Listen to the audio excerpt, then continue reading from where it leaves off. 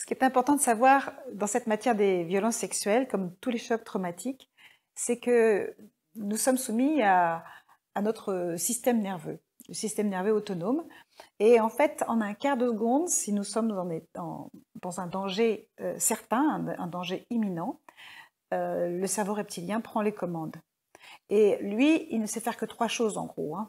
Fuir, combattre ou se figer. Donc, dans le cas où on peut ni fuir ni combattre, on va tout simplement faire le mort. Dans la nature, les animaux utilisent cette méthode pour pouvoir en réchapper, même quand ils sont attrapés par un prédateur.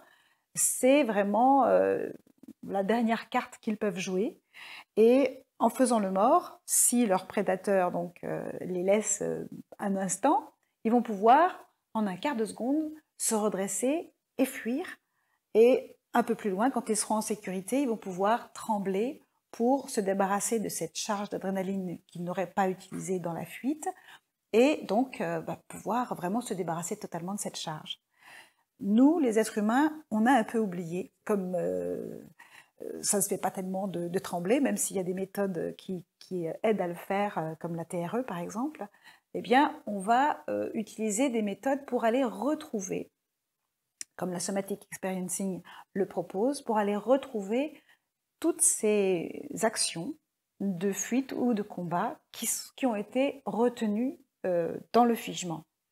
Et en fait, ces mémoires traumatiques, qui sont des mémoires corporelles et émotionnelles, qui sont à l'intérieur de nous, on va aller s'en servir pour renégocier le traumatisme, pour pouvoir redéployer ces actions de fuite ou de combat qui n'ont pas pu avoir lieu.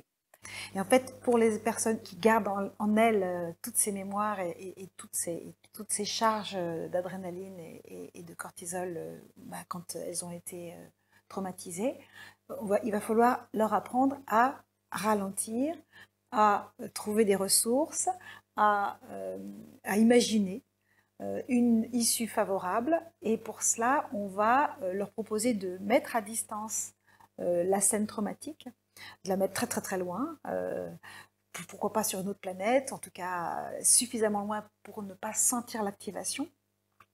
Ou alors l'imaginer sur un écran de cinéma avec une télécommande où on peut faire des arrêts sur image, ou bien tout simplement le voir en tout petit, comme si c'était de la taille d'un personnage de Playmobil par exemple. Et du coup, avec cette méthode-là, donc en ayant soin de trouver dans la pièce, dans l'ici et maintenant, une ressource, et en faisant une sorte de pendulation entre la ressource et puis les mémoires traumatiques, on va pouvoir trouver, avec la phrase magique « si tout était possible, qu'est-ce que vous pourriez faire ?» Et là, l'imagination se met en route, en lien avec les mémoires traumatiques, et on va pouvoir redéployer, on va pouvoir vivre dans l'ici et maintenant ce qui n'a pas pu être vécu au moment du traumatisme. Donc cette méthode, c'est la Somatic Experiencing qui nous l'apprend, et on peut vraiment trouver une sortie victorieuse, trouver une issue favorable à un traumatisme a posteriori. Et finalement écraser les mémoires traumatiques par des nouvelles expériences qui sont des expériences positives.